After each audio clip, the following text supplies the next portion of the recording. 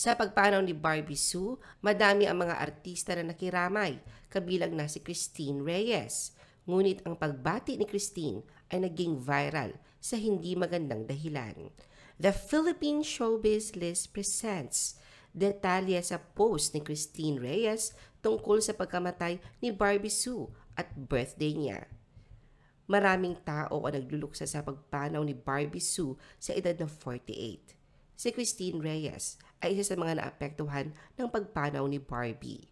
Kilala si Christine bilang isang fan ng Meteor Garden at ng karakter ni Barbie na si Sanchay. Hindi na nakapagpigil si Christine at ibinahagi ang kanyang kalungkutan sa publiko.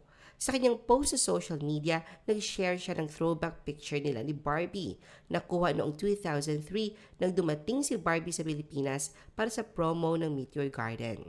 Ibinahagi ni Christine ang nostalgic na alaala kasabay ng pagpapahayag ng kanyang lungkot sa pagkawala ng kanyang idolo.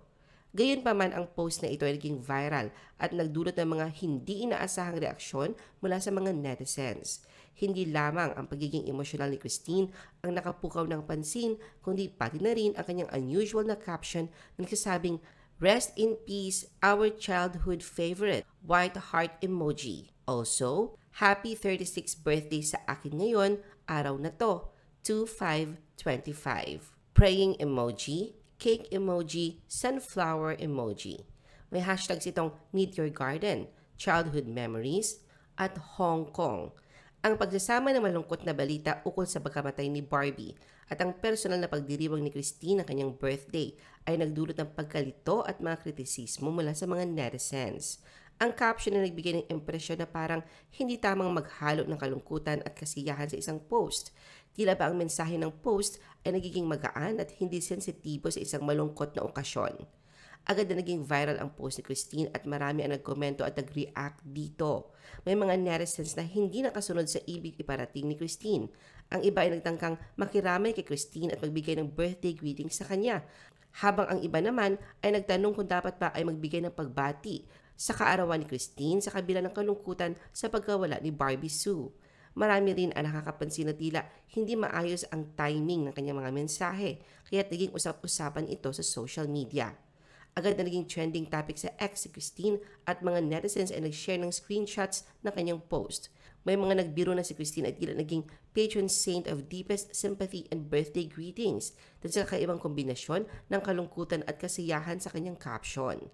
Habang may ilan naman na tumangkilik at nagbigay pugay kay Christine, may mga nagkomento rin ng mga negatibong reaksyon ukol sa kanyang timing at kung bakit kailangang pagsamahin ang dalawang bagay sa isang post. Isang netizen ang nagkomento, "Nalulungkot ako sa nangyari sa kanya. By the way, masaya ako kasi birthday mo, Christine. Happy birthday. Pero malungkot talaga ang nangyari kay Sanchay. Pero happy birthday ulit, Christina."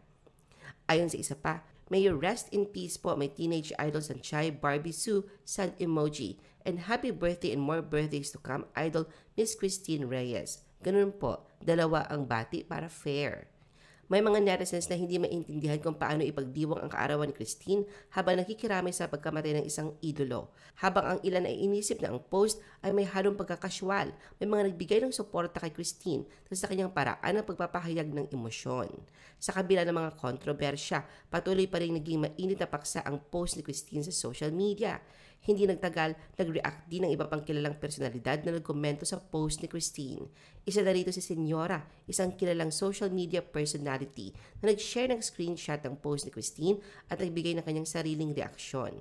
"Hi, feeling sad. Anyways, happy birthday Christine," sabi ni Senyora sa kanyang post. Dahil sa dami ng reaksyon mula sa mga netizens, nagdesisyon si Christina i-delete ang kanyang original post. Marami ang nagtangkang ipaliwanag ang kanyang ginawa at ilang mga fans ang nagdepensa sa kanya. Sa Instagram story naman ni Christine, muling binati niya ang sarili sa kanyang kaarawan at pinasaringan ang mga tao na tinawag niyang perfect. Ayon kay Christine sa kanyang post, 2/5/2025. "Maligayang kaarawan sa akin, yun na lang, ox na. Kailangan palaging perfect, bawal magkamali nowadays. May kalupitan na kapalit sa mga bagay kapag nagkamali diba? Marahil ako nga talaga ay nagluluksa ngayong kaarawan ko. Good? Ang daming magkagaling sa mundo."